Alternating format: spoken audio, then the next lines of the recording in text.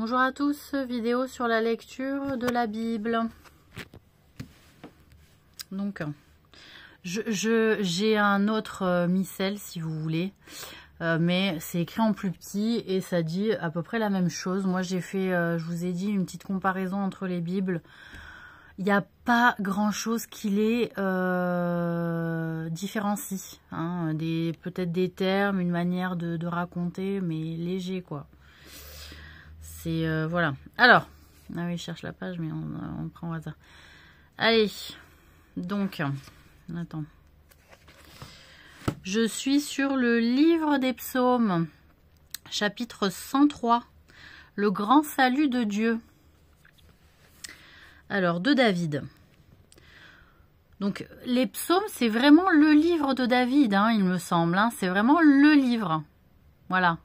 Donc, c'est un prophète et messager aussi, David, parce que on appelle le Zabour hein, aussi, il me semble en arabe. Donc, c'est le livre des psaumes. C'est le livre de David. Mon âme bénit l'Éternel, que tout ce qui est en moi bénisse son saint nom. Mais quand David il dit ça, que tout ce qui est en moi bénisse son saint nom, c'est-à-dire toutes les particules, tous mes actes, toutes mes intentions, toutes mes nécessités, le respect des besoins des autres, d'autrui, que mes paroles bénissent le saint nom de l'Éternel, qui est nommé notamment dans ce livre, hein, l'Ancien Testament, et qui correspond donc à la Torah, on le nomme l'Éternel.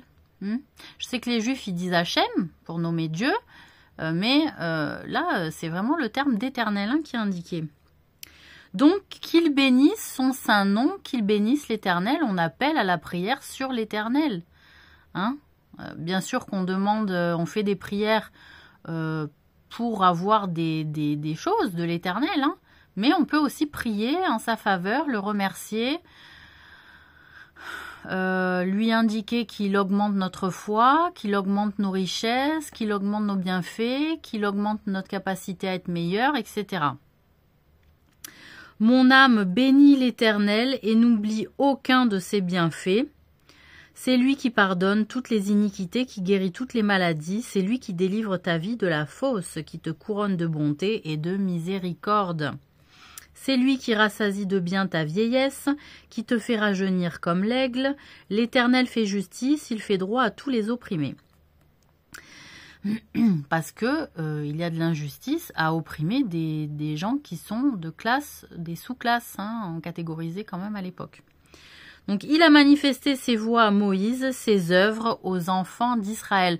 Comme quoi le peuple hein, d'Israël qui s'enorgueillit hein, d'être au-dessus d'autres peuples, en réalité Dieu défend toujours les peuples opprimés.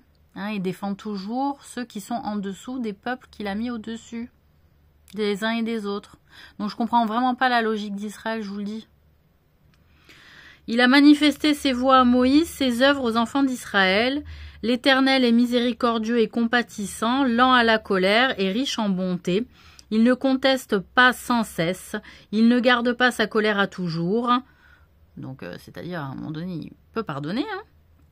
Il ne nous traite pas selon nos péchés, il ne nous punit pas selon nos iniquités. Parce que bien souvent on fait des péchés, qu'ils soient petits ou un peu plus grands, et que parfois il ne nous punit pas. Il choisit de ne pas nous punir. Hein. C'est nous-mêmes notre conscience qui dit « Ouh là là, c'est pas bien ce que j'ai fait », et on s'auto-gère hein, en fait dans la manière de pratiquer aussi la foi. Donc il y a aussi une relation de confiance avec Dieu, c'est-à-dire si on sait s'auto-gérer à faire des petits péchés de temps en temps, mais je veux dire rien de grave, qui nuisent pas quand même à autrui, qui fassent pas le mal, ça va, on s'autogère. Hein, pour les choses importantes, on arrive à assumer, à gérer et à faire les choses correctement et régulièrement, pas de manière exceptionnelle. Donc, c'est ça aussi qu'il nous dit. Mais autant les cieux sont élevés au-dessus de la terre, autant sa bonté est grande pour ceux qui le craignent. Autant l'Orient. Donc il y a aussi l'idée de la crainte de Dieu hein, dans la Torah, hein, dans l'Ancien Testament, hein, dans la Bible, pour les chrétiens aussi. Il est important de craindre Dieu, ce n'est pas seulement chez les musulmans. Autant l'Orient est éloigné de l'Occident, autant il éloigne de nous nos transgressions. Hein? Comme un père a compassion de ses enfants, l'Éternel a compassion de ceux qui le craignent, car il sait de quoi nous sommes formés, il se souvient que nous sommes poussière. L'homme, ses jours sont comme l'herbe, il fleurit comme la fleur des champs. Lorsqu'un vent passe sur elle, elle n'est plus, et le lieu qu'elle occupait ne le reconnaît plus. Mais la bonté de l'Éternel dure à jamais pour ceux qui le craignent, et sa miséricorde pour les enfants de leurs enfants. Donc ça veut dire aussi, ça veut dire quoi cette petite métaphore, là, ces jours, hein, quand il parle l'homme, ses jours sont comme l'herbe, il fleurit comme la fleur des champs, lorsqu'un vent passe sur elle, elle n'est plus, et le lieu qu'elle occupait ne la reconnaît plus. C'est-à-dire, si Dieu n'est pas témoin de l'existence de quelqu'un, hein, et que les gens qui ont fréquenté cette personne meurent à leur tour, leur temps passe, et bien en réalité, qu'est-ce qui se passe? Ces jours sont oubliés. Hein, ces jours sont oubliés. Mais Dieu se souvient.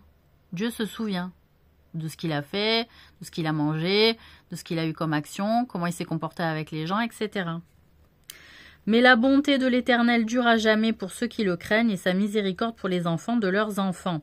Pour ceux qui gardent son alliance et se souviennent de ses commandements afin de les accomplir.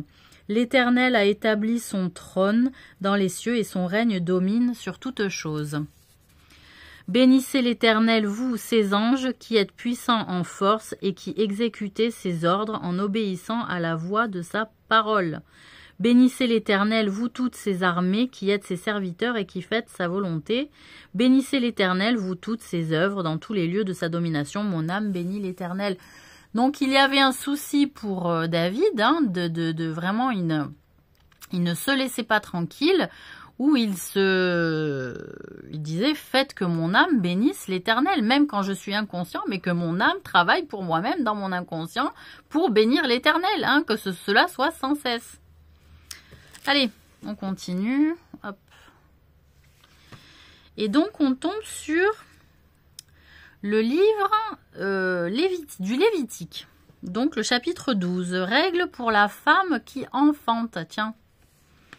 Le chapitre 12.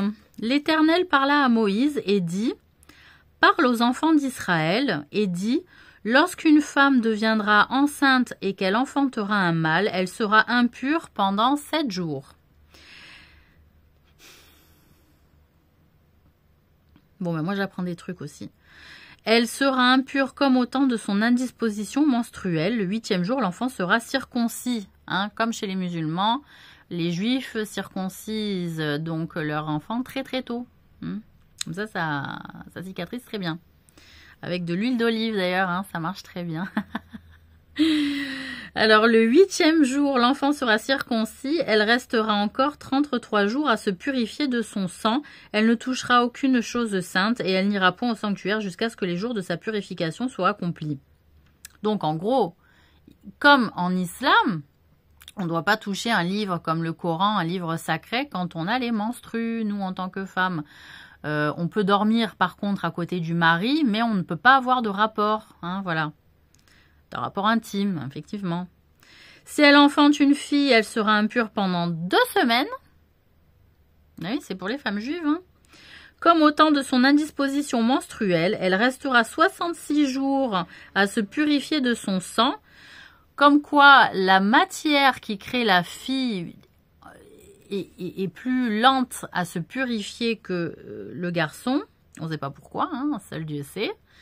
Voilà, lorsque les jours de sa purification seront accomplis pour un fils ou pour une fille, elle apportera au sacrificateur à l'entrée de la tente d'assignation un agneau d'1 an pour l'holocauste et un jeune, bon pour le sacrifice, hein, c'est peut-être plus joli que l'holocauste, hein, voilà. Et un jeune pigeon ou une tourterelle pour le sacrifice d'expiation. Hein, c'est-à-dire d'expiation. Alors, qu'est-ce qu'elle expie, hein, parce que est-ce que c'est son impureté, hein, du fait d'avoir accouché et de la force énergétique que cela a engrangé en elle, hein, voilà. Elle était entre la vie et la mort et elle a créé la vie. Hein, cela est, en termes énergétiques, une symbiose sûrement très particulière. Donc, On préfère le terme, donc effectivement, sacrifice à holocauste. Un agneau d'1 an pour l'holocauste et un jeune pigeon ou une tourterelle pour le sacrifice d'expiation. Le sacrificateur les sacrifiera devant l'Éternel et fera pour elle l'expiation, et elle sera purifiée du flux de son sang.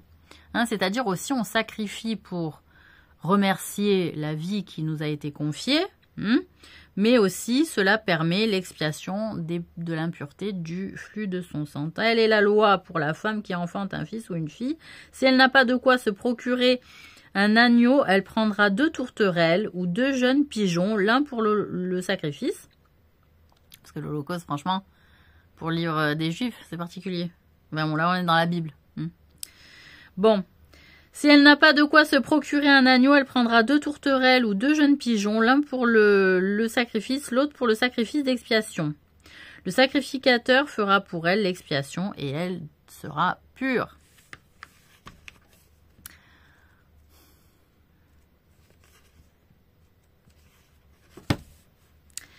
Alors, nous tombons sur... Ouh là là.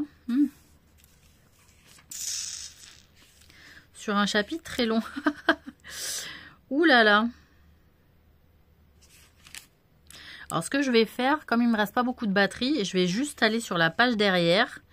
Et on va prendre le chapitre 12. Donc, je suis dans le livre dans l'évangile de Matthieu.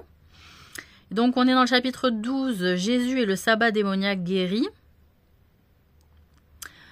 Et donc, je vais prendre la partie, à partir du verset 31, le péché contre l'esprit, miracle refusé, donc à l'évangile de Matthieu. C'est pourquoi je vous dis, tout péché, tout blasphème sera pardonné aux hommes, mais le blasphème contre l'esprit ne sera point pardonné. Quiconque parlera contre le Fils de l'homme, il lui sera pardonné, mais quiconque parlera contre le Saint-Esprit, il ne lui sera pardonné ni dans ce siècle, ni dans le siècle à venir. Ou dites que l'arbre est bon et que son fruit est bon, ou dites que l'arbre est mauvais et que son fruit est mauvais, car on connaît l'arbre par le fruit. Tiens. Race de vipères, comment pourriez-vous dire de bonnes choses, méchants comme vous l'êtes? Car c'est de l'abondance du cœur que la bouche parle. L'homme bon tire de bonnes choses de son bon trésor, et l'homme méchant tire de mauvaises choses de son mauvais trésor. Je vous le dis, au jour du jugement, les hommes rendront compte de toute parole vaine qu'ils auront proférée. Car par les paroles tu seras justifié, et par tes paroles, tu seras condamné. Par tes paroles, tu seras justifié, et par tes paroles, tu seras condamné. Alors quelques-uns des scribes et des pharisiens prirent la parole et dirent, « Maître, nous voudrions te voir faire un miracle. » Il leur répondit, « Une génération méchante et adultère demande un miracle. Il ne lui sera donné d'autre miracle que celui du prophète Jonas. Car de même que Jonas fut 3 jours et 3 nuits dans le ventre d'un grand poisson, de même le Fils de l'homme sera 3 jours et 3 nuits dans le sein de la terre. Les hommes de Ninive se lèveront au jour du jugement avec cette génération et la condamneront, parce qu'ils se repentirent à la prédication de Jonas. Et voici, il y a ici plus que Jonas, la reine du Midi se lèvera au jour du jugement avec cette génération et la condamnera parce qu'elle vint des extrémités de la terre pour entendre la sagesse de Salomon. Et voici, il y a ici plus que Salomon. Lorsque l'esprit impur est sorti d'un homme, il va par des lieux arides, cherchant du repos, et il n'en trouve point. Alors il dit, je retournerai dans ma maison d'où je suis sorti, et quand il arrive, il la trouve vide, balayée et ornée. Il s'en va, et il prend avec lui 7 autres esprits plus méchants que lui, ils entrent dans la maison, s'y établissent, et la dernière condition de cet homme est pire que la première. Il en sera de même pour cette génération méchante. Comme Jésus s'adressait encore à la foule, voici sa mère et ses frères qui étaient dehors cherchèrent à lui parler. Quelqu'un lui dit, voici ta mère et tes frères sont dehors et ils cherchent à te parler. Mais Jésus répondit à celui qui le lui disait, qui est ma mère et qui sont mes frères? Donc c'est-à-dire, il aime Dieu plus que sa mère et plus que ses frères. Et il fait sa part du boulot en tant que prophète messager. Puis, étendant la main sur ses disciples, il dit, « Voici ma mère et mes frères, car quiconque fait la volonté de mon Père qui est dans les cieux, celui-là est mon frère et ma sœur et ma mère. » Voilà. Quiconque fait la volonté de mon Père qui est dans les cieux, celui-là est mon frère et ma sœur et ma mère. Donc, il aime les gens qui se mettent au service de Dieu comme il l'a fait lui. Allez, on se lit un dernier petit chapitre. Et je tombe sur l'évangile de Luc. Je tombe sur le chapitre donc 17, conséquences des scandales, les 10 lépreux. Et on va prendre la suite du chapitre au verset 20. Le royaume à venir, la vigilance. Les pharisiens demandèrent à Jésus quand viendrait le royaume de Dieu. Il leur répondit, le royaume de Dieu ne vient pas de manière à frapper les regards. On ne dira point il est ici ou il est là, car voici le royaume de Dieu est au milieu de vous.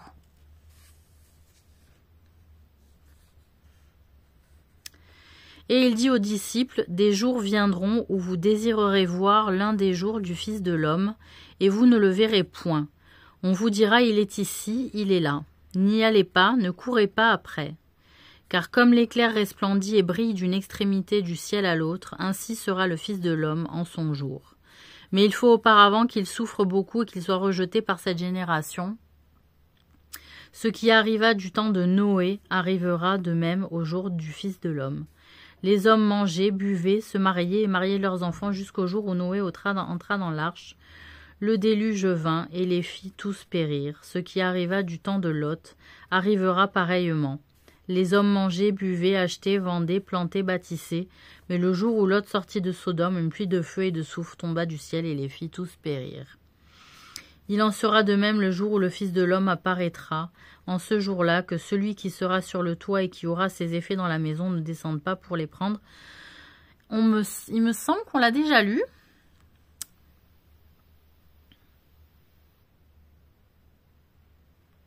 Mais comme parfois dans les évangiles, ça se répète, les épisodes, et que parfois les disciples racontent un peu les mêmes épisodes, peut-être que c'était pas l'évangile de Luc qu'on a lu. Ne descendent pas pour les prendre, et que celui qui sera dans les champs ne retourne pas non plus en arrière. Souvenez-vous de la femme de Lot. Celui qui cherchera à sauver sa vie la perdra, et celui qui la perdra la retrouvera. Je vous le dis, en cette nuit-là, de 2 personnes qui seront dans un même lit, l'une sera prise et l'autre laissée.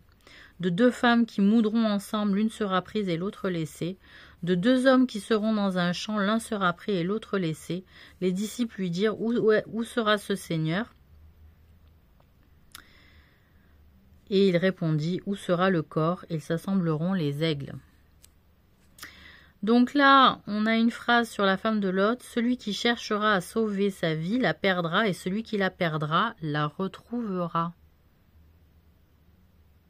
Je vous le dis en cette nuit-là, donc, celui qui cherchera à sauver sa vie la perdra, et celui qui la perdra la retrouvera. Donc ça veut dire, celui qui cherche à sauver sa vie en fuyant les ordres de Dieu perdront leur vie, et ceux qui resteront, mourront pour Dieu, resteront vivants. Voilà. Donc on va s'arrêter là à 18 minutes, c'est pas mal, 20 minutes. J'ai pris des plus petits chapitres parce que des fois c'est très long. Et je vous souhaite un très bon week-end.